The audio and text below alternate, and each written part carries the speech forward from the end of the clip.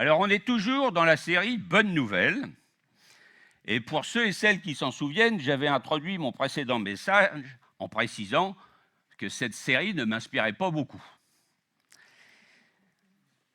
Comme je devais à nouveau prêcher sur ce thème, je me suis dit, il va falloir que tu t'y prennes différemment. C'est ce que j'ai fait.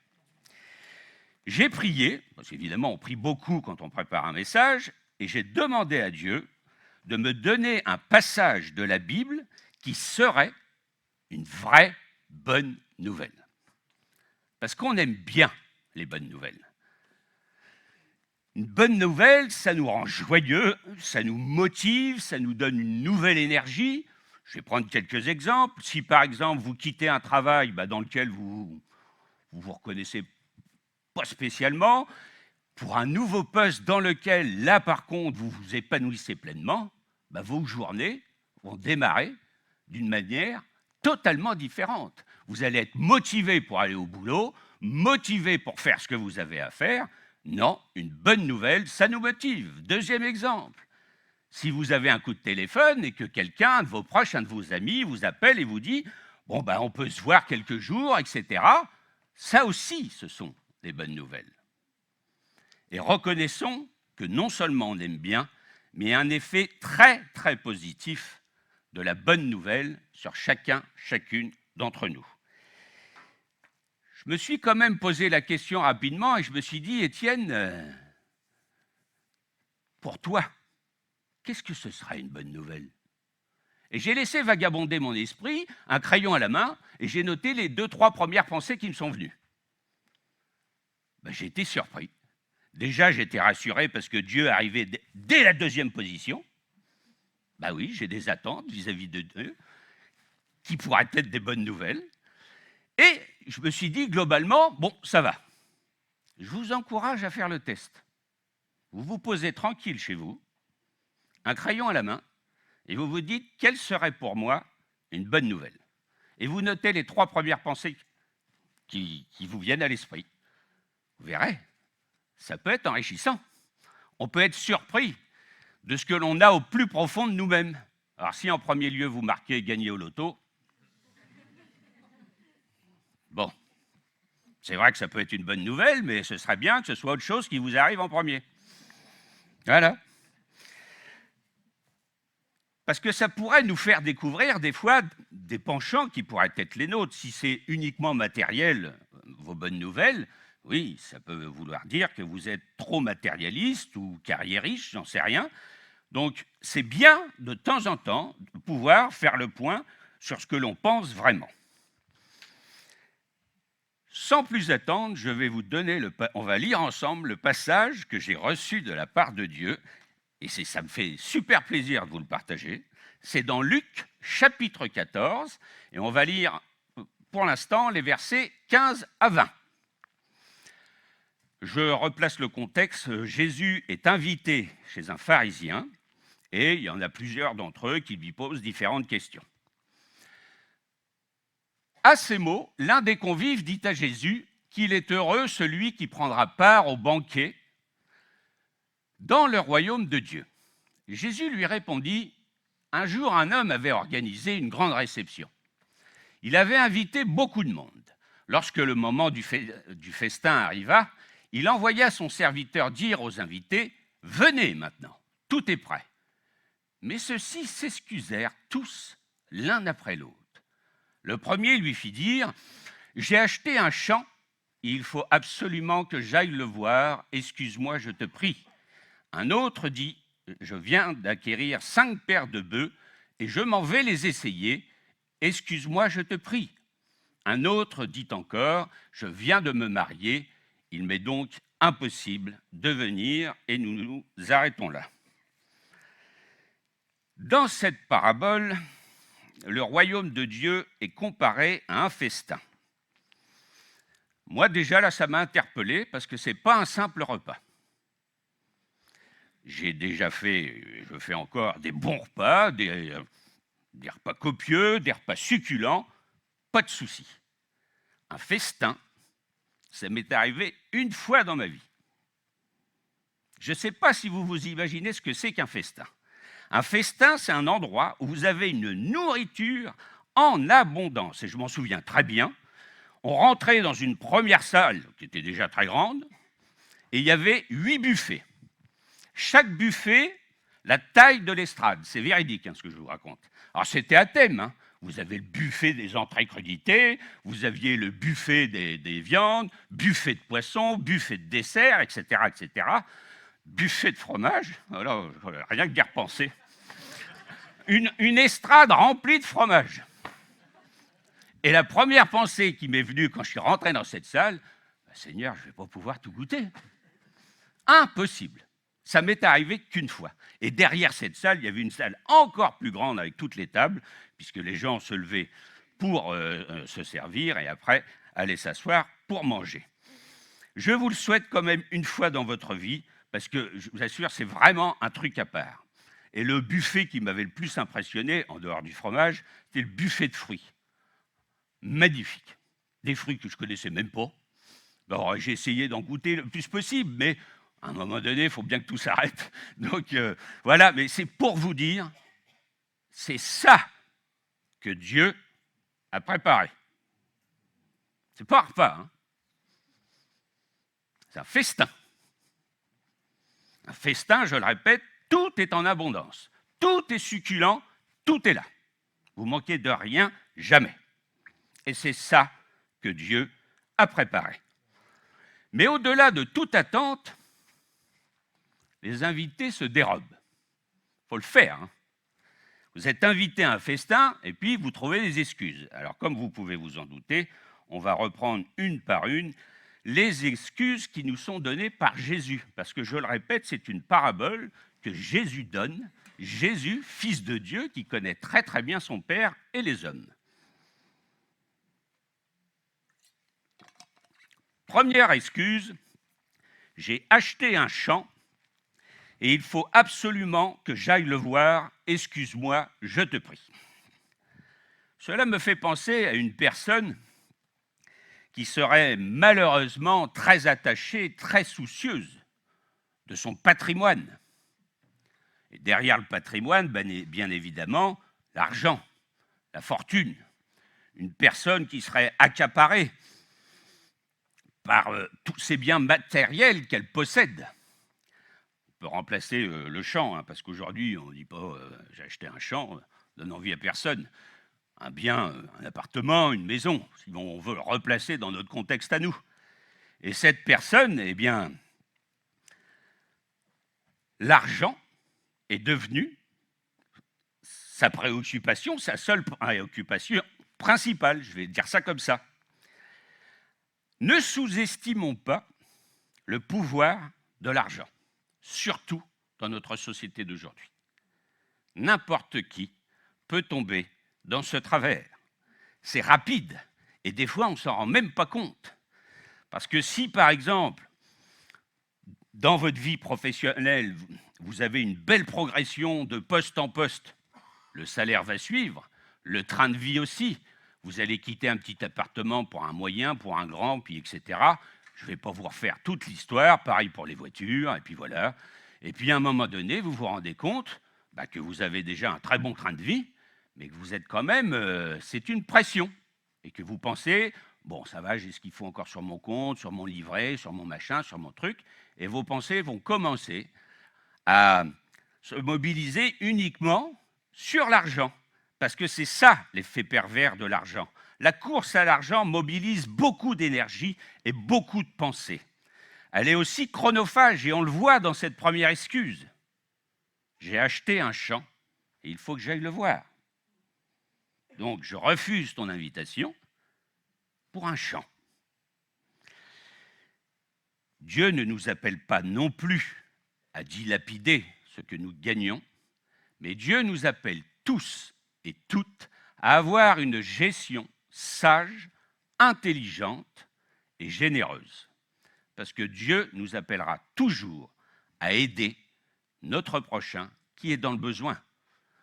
Évidemment, si c'est vous le prochain qui est dans le besoin, vous ne pouvez pas aider. Mais pour tous ceux qui peuvent, et vous le faites. J'y reviendrai tout à l'heure, parce qu'en effet, dans cette Église, on a un vrai cœur pour le prochain. Je vais vous apporter un témoignage concernant justement l'argent parce que c'était la première fois que j'étais confronté à une telle situation et ça m'avait particulièrement troublé.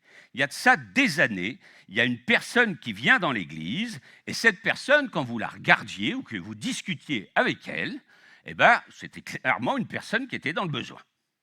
Rapidement, différents frères et sœurs se proposent de lui acheter de la nourriture, des produits de première nécessité, et certains iront même jusqu'à lui donner de l'argent.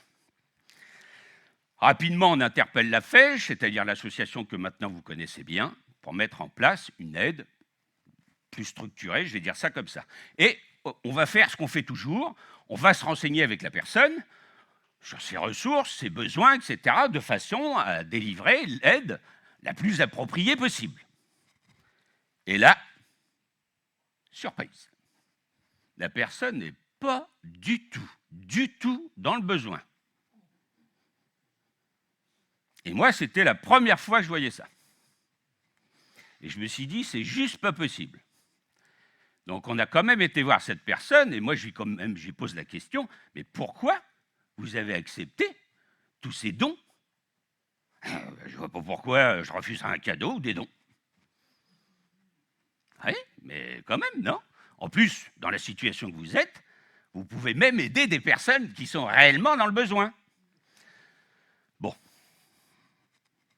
je ne fais plus partie de l'Église. Je pense qu'elle s'est sentie quelque part démasquée, je vous le dis franchement, mais c'était la première fois que je voyais ça. C'était quelqu'un qui avait une mentalité du toujours plus. Dépenser moins pour toujours en avoir plus, et elle ne faisait que de l'amasser. Hein. Et voyez-vous ça, c'est pas bon comme gestion. Et déjà, c'est pas cette personne manquait clairement d'honnêteté. Vous avez, sans dire un mot, elle mentait.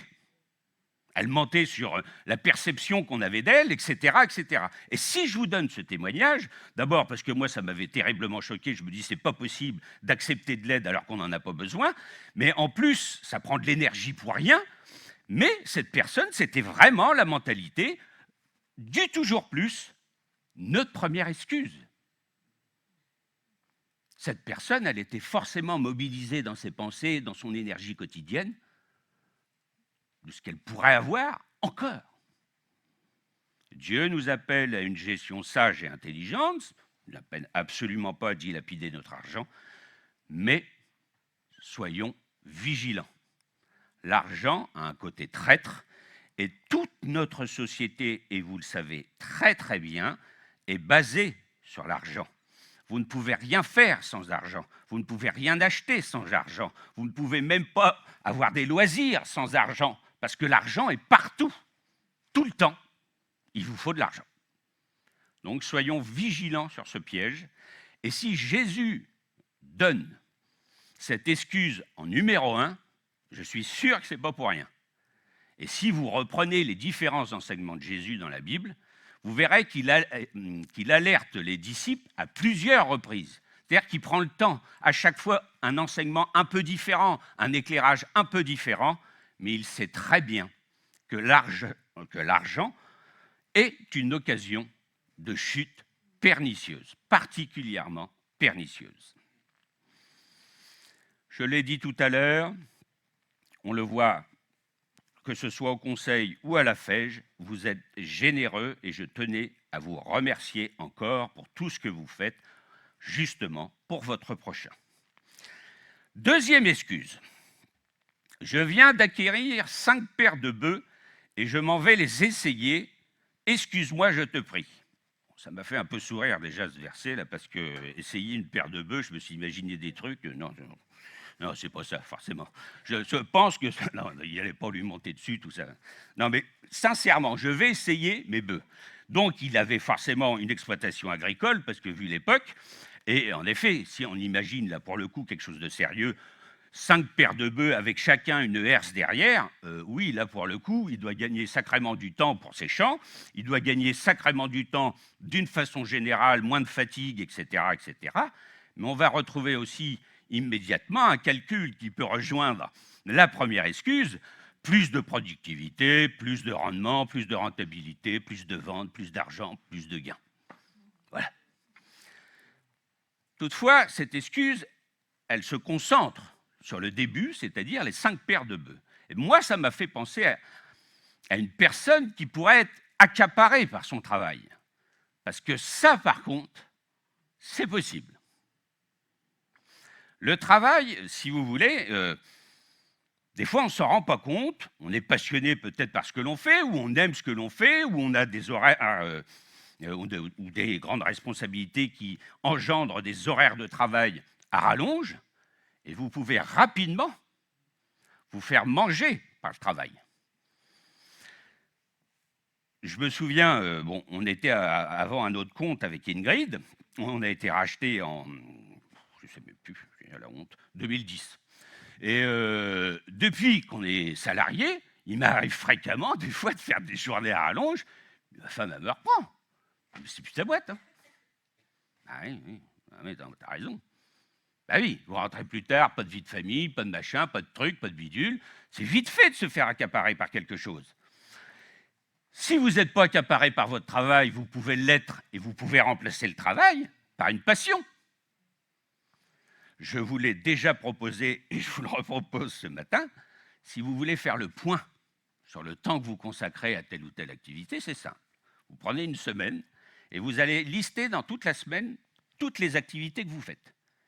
Et en face de chaque activité, vous mettez le temps que vous y consacrez. C'est très enrichissant. Faites-le, faites-le, ça permet de faire un petit point, puis en même temps, vous faites le truc dépensé de tout à l'heure. Hop, vous êtes armé pour la semaine. Je l'ai déjà partagé. Je me suis fait happer il y a de ça plus de 10 ans par un jeu vidéo qui était sorti le 11 novembre 2011. C'est facile à retenir. Skyrim, pour ne pas le nommer. Pendant 3 ans, j'y ai consacré facilement 80% de mon temps libre. Complètement happé. À un moment donné, mes enfants et ma femme m'ont quand même fait comprendre que ça ne pouvait pas durer. Et ils avaient raison. Ils avaient raison. On peut vite se faire emporter par quelque chose qui nous plaît.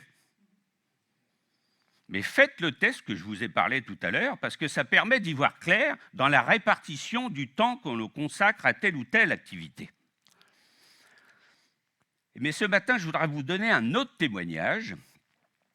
C'est celui d'Hans-Peter Bolli, juste après, enfin pas juste après, quelques mois après le premier confinement. Je ne sais pas si vous vous souvenez du premier confinement, il était vraiment sévère. On avait mis il y avait 40 chaises dans l'église, il fallait s'inscrire sur Internet avant de venir, etc. Donc tous les dimanches, il y avait de la place ou pas pour nous, etc. Et puis donc tous les dimanches, on n'était pas nécessairement à l'église. Des fois, on était chez nous. Et Hans-Peter qui expliquait que les églises, après le premier confinement, ont dû faire face à la naissance de ce qu'il appelait les chrétiens pyjamas. Alors, le chrétien pyjama, c'est rigolo comme tout, c'est le gars qui est chez lui, qui n'a pas pu aller à l'église. Il se dit, mais c'est cool, je suis dans mon salon, la télé, je regarde le culte, hein, Seigneur, je regarde le culte, hein, le café à la main. Bon, je ne suis pas habillé, je suis au pyjama, je n'ai même pas le temps de me raser, mais c'est pas grave. Le chrétien pyjama. J'avais trouvé son message extrêmement pertinent. Parce que voyez-vous, pourquoi je vous en parle? Parce que ça aussi, c'est une question de gestion de temps. On sait tous que le dimanche matin, il y a certains dimanches, on resterait bien au lit. C'est clair. Ce n'est pas une honte de le dire. Hein. Des fois, ça coûte de venir. Vous avez vu le temps. Il pleut, il fait froid. Je serais mieux chez moi, tranquille. Dans mon salon, en plus, il fait bien chaud. Tranquille, sous un plaid avec un petit thé de Noël. Tiens. Voilà. Bien non, on se lève. Vous êtes tous levés ce matin, ça fait carrément plaisir. Toutes nos réunions, le culte des enfants, les réunions de jeunes, les réunions d'hommes, les réunions de femmes, les ados, toutes ces réunions, ce sont des invitations de Dieu. Charge à nous d'y répondre ou pas. Parce que des fois, de toute façon, je le répète, c'est humain, et c'est normal, on n'a pas envie d'y aller. Donc, à chaque fois, c'est la même chose. C'est à nous de faire la part des choses. C'est à nous de nous replacer devant Dieu et de dire oui ou non, j'accepte ton invitation. Méfions-nous des habitudes que l'on peut prendre et soyons vigilants, je le répète, sur la gestion de notre temps et sur les activités extérieures qui pourraient nous accaparer littéralement. La troisième excuse mentionnée par Jésus m'a laissé un peu plus perplexe. Je la relis. Je viens de me marier, il m'est donc impossible de venir. J'ai trouvé ça fort. Jeune marié, m'invite un jeune marié chez nous. Non, je ne peux pas venir, Étienne, je viens de me marier. Moi, je ne comprends pas. J'ai cherché. Je me suis dit, si Jésus lui-même donne cette excuse, il y a forcément une bonne raison. Je suis tombé sur un commentaire biblique qui expliquait que Jésus voulait attirer son auditoire sur l'importance des relations, sur l'importance qu'on peut accorder à nos relations terrestres par rapport à nos relations avec Dieu. Ça rejoint un peu l'équilibre du temps, mais je ne dis pas qu'il avait tort, pas du tout. Je pense que c'est vrai qu'il faut qu'on soit vigilant, qu'on maintienne toujours un temps de cœur à cœur avec Dieu, de cœur à cœur, notre intimité spirituelle. C'est important. Il ne faut pas non plus qu'on bascule sur il n'y a que les miettes pour le Seigneur. Quand j'ai réfléchi personnellement, j'ai vu dans cette excuse le plaisir. Alors, tout de suite, surtout parlant d'un jeune marié, pas uniquement et pas obligatoirement le plaisir sexuel. Quand vous regardez la société d'aujourd'hui, tout ce qu'on nous vend, on nous le vend parce que ça procure du plaisir ou du bien-être. Hein. Oui, si on n'a pas la dernière voiture, truc muche, machin, tu n'auras pas autant de plaisir. Hein. Là, il faut que tu changes. Si tu n'as pas la dernière montre, machin, non. Le dernier téléphone, il est nul ton truc. Là, celui-là, tu vas avoir un vrai plaisir avec. Là aussi, il faut être vigilant. Est-ce que des fois, on n'est pas à s'excuser, à se dire oui, je sais qu'il y a la réunion de prière, là, non, mais là, avec les collègues, on sort, on va prendre un coup tous ensemble, j'irai pas à la réunion de prière ce soir, et puis c'est tout. Voilà. Il faut faire attention à nos priorités. Il faut faire attention aux plaisirs de ce monde. Et je ne vais pas rentrer dans les détails, mais on peut se faire tous happer à un moment donné par les plaisirs de ce monde. Et là encore, Dieu nous appelle à de la vigilance. Il faut garder cette sagesse et cette intelligence que Dieu nous demande d'avoir dans tout. Nous savons que nous ne devons pas nous conformer au monde. Donc, c'est très, très important pour nous d'être vigilants sur tous les points sur lesquels nous pourrions nous faire happer. Ça me fait penser toujours à cette image du chemin grand et large, facile à emprunter, et le petit sentier rocailleux, difficile à emprunter, mais c'est surtout la fin qu'il faut regarder. Il y en a un qui mène aux enfers et puis il y en a un qui mène à la lumière. Donc, après, chacun son truc, hein, mais voilà, c'est toujours cette image que j'ai des fois, qui me vient à l'esprit. On va lire la suite. Quand le serviteur fut de retour auprès de son maître, il lui rapporta toutes les excuses qu'on lui avait données. Alors le maître de la maison se mit en colère et dit à son serviteur « Dépêche-toi ! Va-t'en sur les places et dans les rues de la ville et amène ici les pauvres, les estropiés, les aveugles, les paralysés. » Au bout d'un moment, le serviteur vint dire « Maître, j'ai fait ce que tu m'as dit, mais il y a encore de la place. » « Eh bien, lui dit le maître, va sur les chemins, le long des haies, fais en sorte que les gens viennent pour que ma maison soit pleine. Une chose est sûre, pas un seul des premiers invités ne goûtera à mon festin. » Je veux faire une précision, les premiers invités pour Jésus, c'était le peuple de Dieu, c'est-à-dire les Juifs.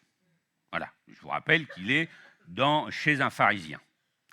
Mais aujourd'hui, dans notre contexte, le peuple de Dieu, c'est nous. Hein.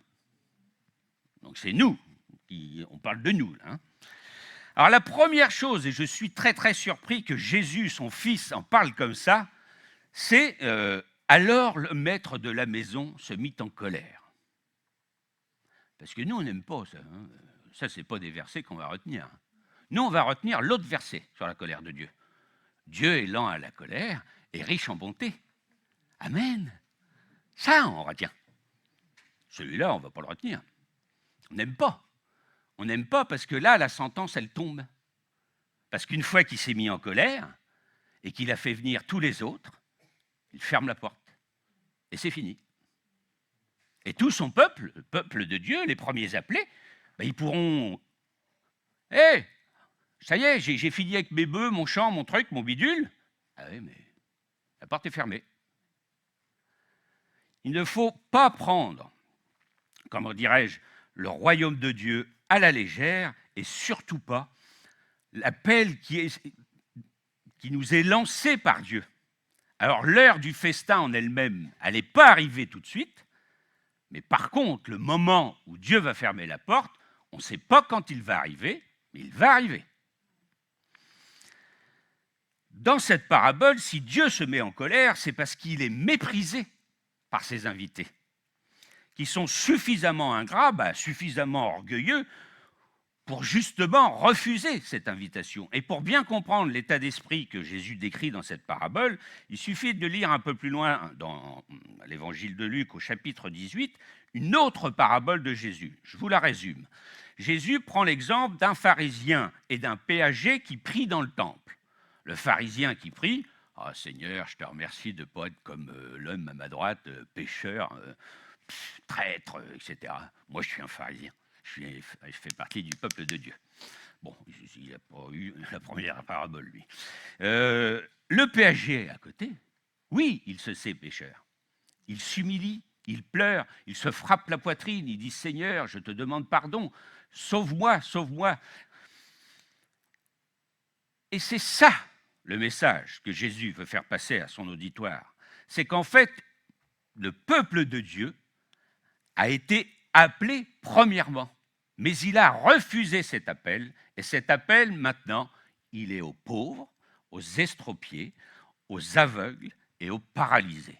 Alors évidemment, si on prend juste cette description littérale, ça ne concerne pas grand monde, là, hein.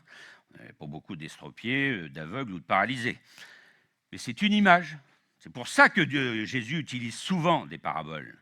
Eh bien, en effet, dans nos vies, nous pouvons être pauvres, estropiés, aveugles, paralysés dans notre péché. Et moi, avant d'être converti, je faisais partie de ces gens-là. J'étais pauvre, j'étais estropié parce que j'ai fait des choses que j'aurais jamais dû faire. J'étais paralysé par les addictions qui étaient les miennes et par le péché qui était le mien. Donc cette parabole, elle me concerne pleinement. Et j'ai choisi depuis, en effet, de répondre à l'invitation de Dieu. Et je ne sais pas, parce que peut-être que vous, ce matin, justement aussi, vous êtes estropiés, aveugles, paralysés, pauvres. Eh bien, je ne sais pas vous donner meilleure nouvelle que de vous dire que Dieu nous invite à un festin. Moi, ce passage m'a fait un bien fou. J'espère que c'est pareil pour vous, parce que vraiment, ce souvenir que Dieu... en effet, aujourd'hui, on a encore le temps. C'est-à-dire que si, en effet, vous vous rendez compte, à l'écoute, à la lecture de ce passage, que vous avez encore des choses à régler dans votre vie, vous avez encore le temps. Vous pouvez de nouveau vous présenter à la croix. Vous pouvez de nouveau demander pardon. Attention, ce n'est pas une grâce bon marché. Le prix payé a été le plus élevé. Il ne faut jamais en abuser. Mais par contre, on a encore le temps. Mais un jour viendra, Dieu se mettra en colère. Et après, fini. Pas de bonté, pas de truc, pas de bidule, pas de seconde chance, rien. Et nous devons tous nous remémorer, en effet, nos engagements, nous remémorer que Dieu, là-dessus, sera intransigeant. Et dans le passage que je vous citais tout à l'heure, En effet, dans le chapitre 18, juste après cette parabole du pharisien et du péager qui priait dans le temple, se passe l'événement qu'on connaît tous. Il y a des parents qui arrivent avec des enfants pour les présenter à Jésus. Et puis les disciples les repoussent en disant « Non, non, dérangez pas le maître, etc. » Et là, Jésus les interpelle et dit « Non, laissez venir à moi les petits-enfants. » Pourquoi ? Parce que le royaume des cieux est pour ceux qui leur ressemblent. Dans la société gréco-romaine, les enfants n'avaient aucun droit. C'était rien du tout. Vous pouvez malencontreusement tuer un enfant, c'est pas grave. Comme ça. Les pauvres, les estropiés, les paralysés, eh bien, faisaient aussi partie de cette catégorie sociale de marginaux, je vais dire ça comme ça, de personnes sans droit. Mais les enfants ont quelque chose de différent. Ils sont d'une naïveté profonde et ils boivent et écoutent toutes les paroles que disent les adultes. Parce qu'il y a une seule chose que Dieu nous demande, c'est de croire. C'est la chose que Dieu nous demande. Dieu nous invite à son festin, mais il nous demande de croire dans tout ce qu'il a fait, de croire à son Fils Jésus-Christ. C'est la seule chose qu'on a besoin. On n'a même pas besoin de ramener quelque chose. Il y aura tout en abondance, c'est ça qui va être génial. Il y aura des buffets partout. Voilà ce que Dieu nous offre ce matin. Et je voudrais vraiment vous encourager parce que on a tendance à oublier l'incroyable amour et l'incroyable bonté de Dieu. Parce qu'on vit tous des moments difficiles. Et quand on est dans les difficultés, on ne voit plus la bonté et l'amour de Dieu. Et on a oublié qu'un festin phénoménal se prépare. Ne l'oublions pas. Alors, j'ai qu'une question à vous poser ce matin, c'est est-ce que oui ou non, vous allez accepter l'invitation de Dieu ? Vous pouvez revenir si vous voulez. Je vais terminer par la prière, mais je vais vous demander quelque chose avant. J'aimerais justement, dans ma prière, pouvoir présenter à Dieu, si je puis dire, son peuple. Alors que tous ceux et celles qui ont déjà accepté l'invitation ou qui veulent accepter cette invitation, je vais juste vous demander de vous lever. C'est tout ce que je vous demande et je vais conclure par la prière. Alors que ceux et celles qui acceptent l'invitation de Dieu, vous puissiez vous lever à votre place.